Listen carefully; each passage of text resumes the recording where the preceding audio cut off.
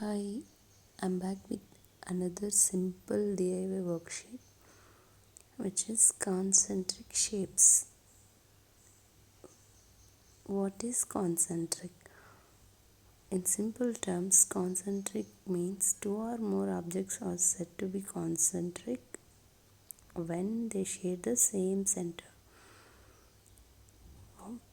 Here I have taken triangle, circle, square, rectangle and a diamond shape. So see, for example, I am doing triangle. Those all triangles will share the same center.